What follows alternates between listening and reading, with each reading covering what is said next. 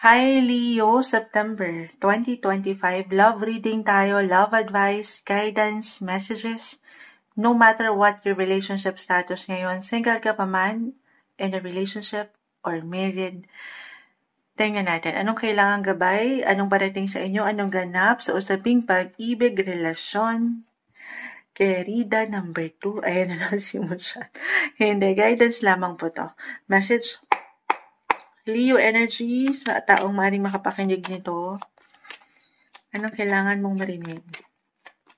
Guidance, may bumabagsak na. Leo, September 2025.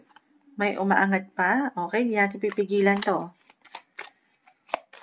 Add pa tayo. Okay. Isa-isahin po natin.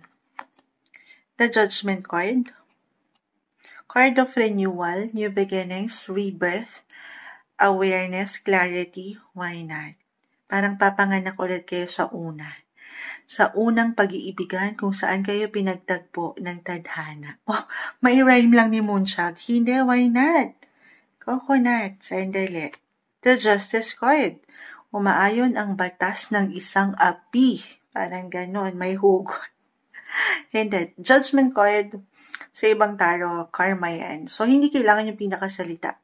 May pagkamalinaw. Lalo pa kung alam niyo naman sa inyong mga sarili na andito lang kayo sa tama, sa wasto, na walang pagkakulang or pagkasobra, mai-receive nyo guys, matatanggap nyo ang tamang hostisya. Aayon sa inyo ang batas. Especially, hindi po isang legal advisor si Moonchild, ha? Wait lang po. Okay. So, parang may nakaalala kay Moonchild. Penging number. Charot. Tayo po ay live na live kay TikTok. So, parang paubos si Moonchild eh. May nakaalala eh. Ang batas ng isang api. Charot. I have my Leo rising din.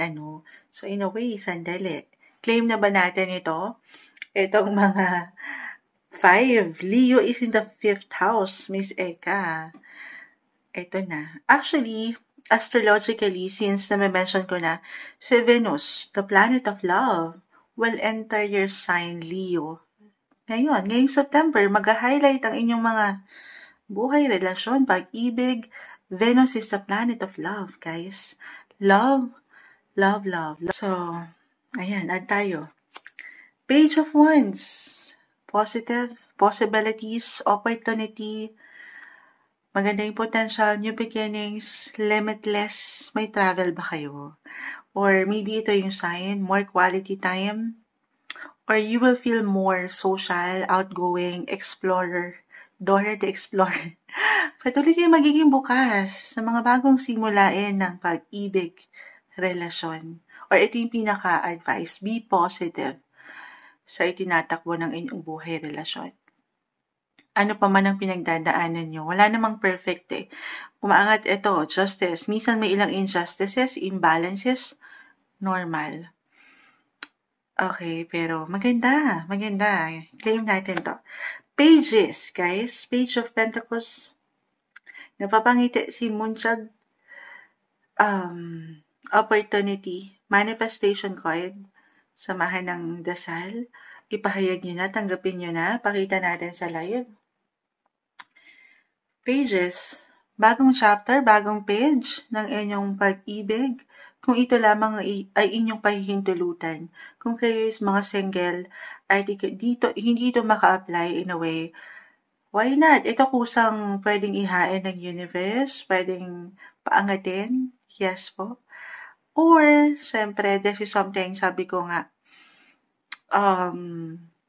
tutulungan ng sarili. Kung nais nyo lang naman at ready na kayo, super balanced na kayo, try to put yourself out there, try something different, kasi totoo yan, yung opportunity parang trabaho sa love, hindi kusang umaangat, hindi laging inihahain ng mundo. Some efforts din, okay?